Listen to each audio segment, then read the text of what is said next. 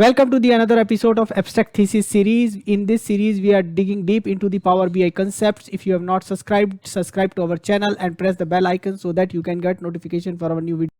Hello and welcome to this new video of Abstract Thesis series. In today's video, we will try to discover how can we use SQL Server Management Studio to refresh our data set of Power BI. And this would be enabled using XMLA Endpoint. So let's begin this and try to understand.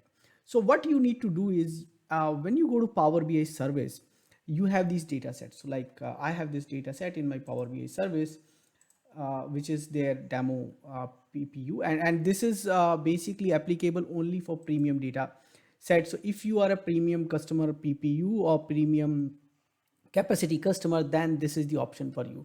So for what would happen, like if you go to a premium workspace and you go here in the setting, you see premium option. Now if you're a pro, you will see only this much, but you will see this workspace connection URL here, and you can connect this to SQL Server Management Studio using analysis service option.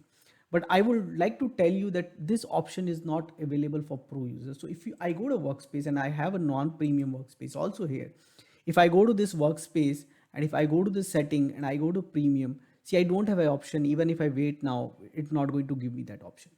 Now, to make that analysis services work, we need to enable XMLA endpoint. To enable XMLA endpoint, you need to be admin of the tenant. And if you're a tenant admin, then you can go to the setting and admin portal. And if you go to the admin portal, now three dots, tenant settings, admin portal, tenant settings.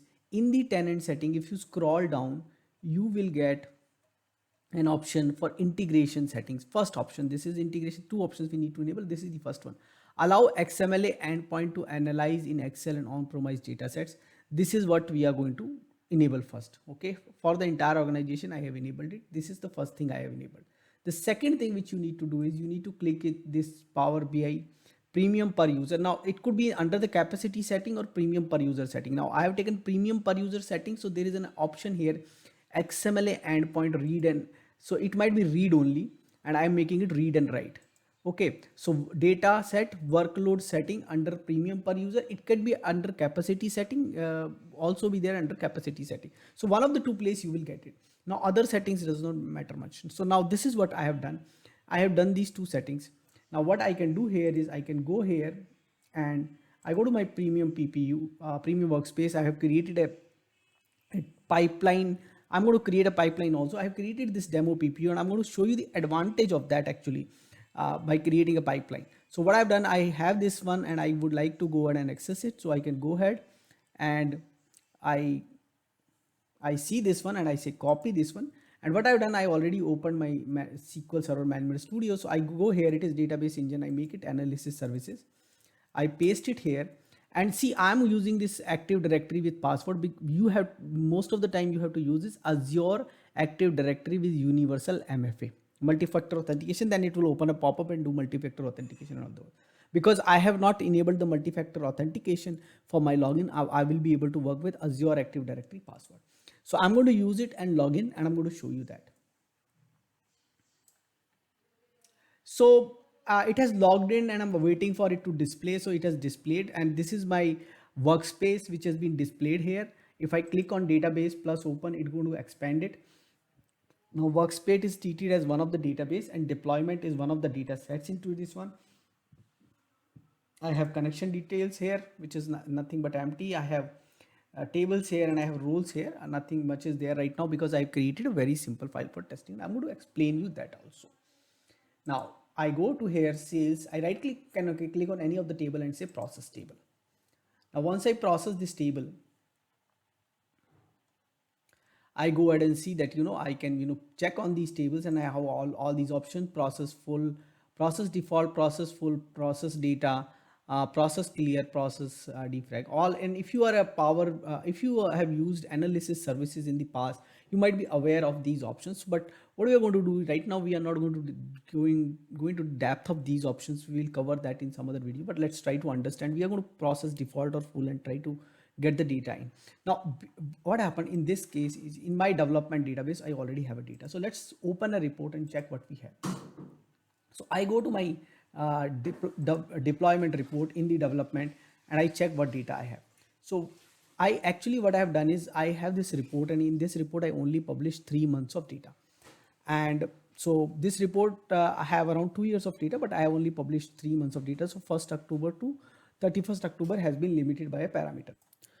So what I'm going to do now here is I'm going to create a deployment pipeline for this one and going to create a test environment. And when I'm going to create a test environment, is not going to have a data. And if you want to see more details, I have also created a video on that, how to create deployment pipelines. So now what I'm going to do here is, let me go to this demo PPU and I say create pipeline, and I say it's demo pipeline, simple demo pipeline. I'm giving the name, same description I'm giving, and I say create. And this environment, what I want to work, demo PPU, I want to assign it as development. Okay. And I want development, test, and production. I can directly mark it as text if I don't want to. So I created development and test and production, 3 layers I can have. Okay. So I went here, and what I was going to do is I'm going to choose this data set, and I'm going to choose this report and data set, deployment data set, deployment report. I'm going to choose, and I'm going to say deploy.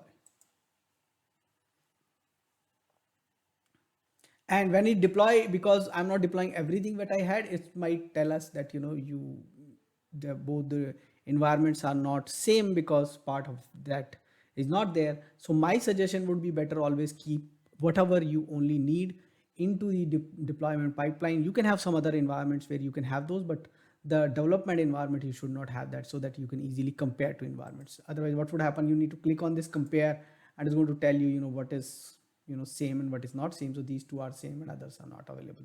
+4 it is showing, means you have to plus it. Now what happens, this deployment pipeline is created, and that's one of the advantage of deployment pipeline, that it doesn't copy the data.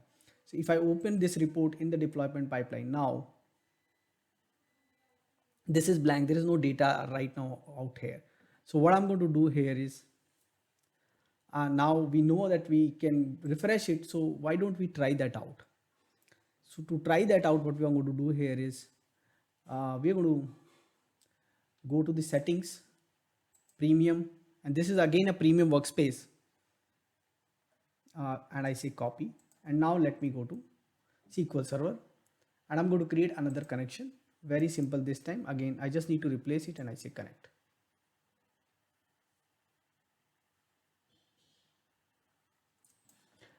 So it's connecting me, it has connected me, and now I will open this, and I done this, I do the tables,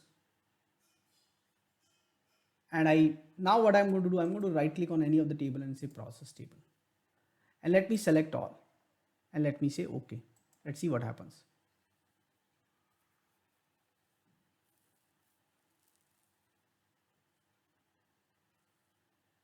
So it's ultimately going to work on the 4 tables, and let it load these 4 tables.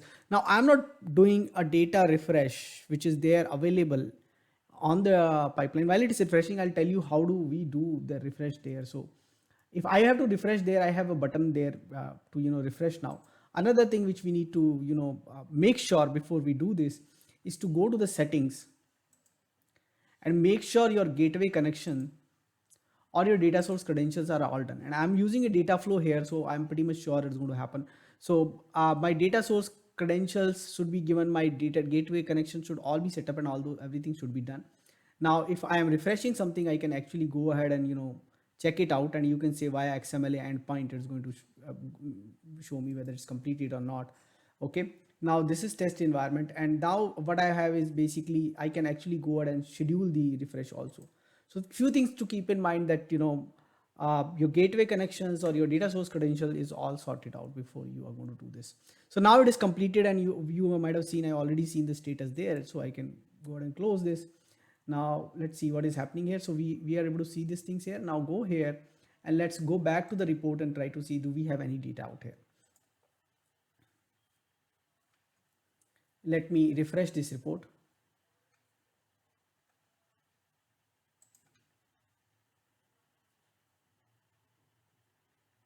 So now you can see that I have data. Now I have data only from 13th of this one, and I need to go to the edit mode and check other tables also to really get a data. So let me create a report and see, do I really got, so I go to item dimension, I bring in brand, and I go here and I bring in, let's say, quantity out here.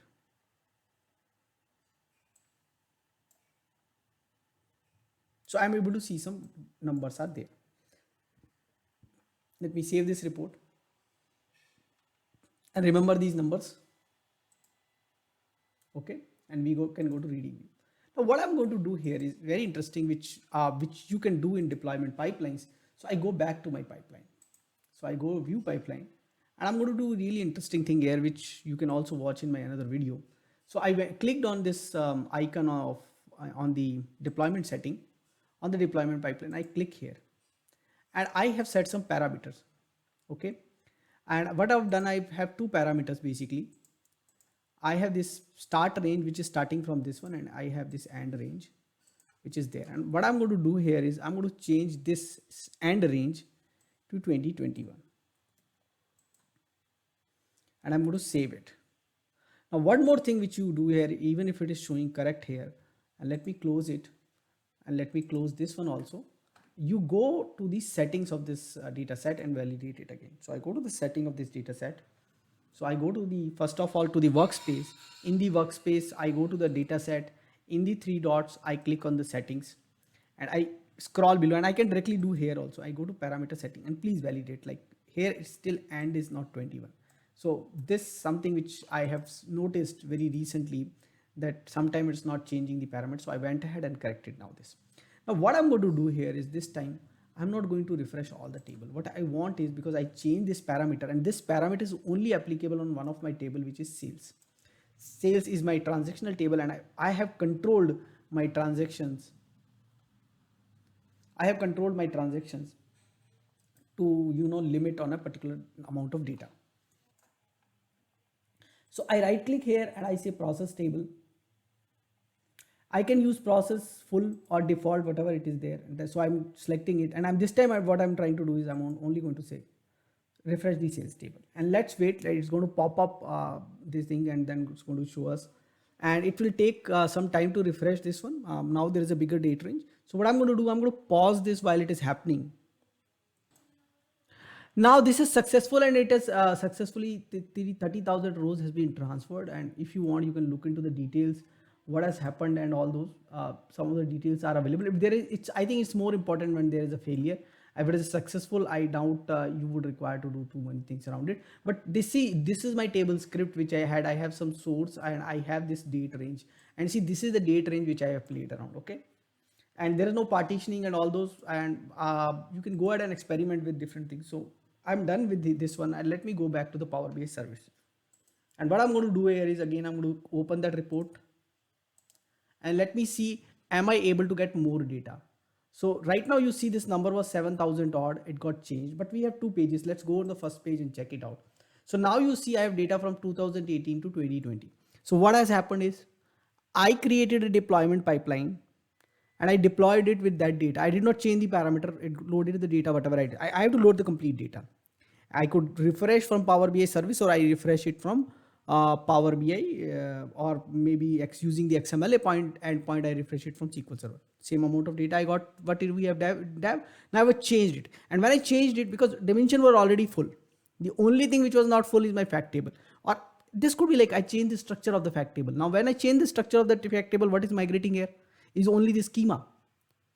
Only schema is migrated. Then how would you get the data for the column which are new? It might, not show the correct things out there.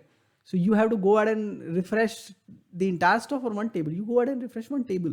Now that's the biggest advantage you have. Now, once you open analysis services, you can actually explore partitioning and all those, whatever works out for here. Those are other options to check out. Now, whether what all loads have been done, whether they are successful or not, there are another way to check it out. You click, I come to setting back because already open there. Otherwise we can go to the data set and come back to the setting.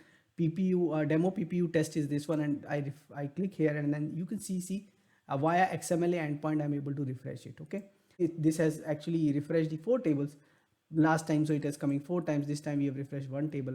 So I got the one table. Okay, so this is all what I wanted to uh, tell you in this particular video. Thanks for watching this video. Do let us know what else you want to cover us in this particular series. Thanks for watching this video. Thank you. Keep watching, keep asking questions in comments, subscribe to my channel and press the bell icon so that you can get notification for new videos. Thank you.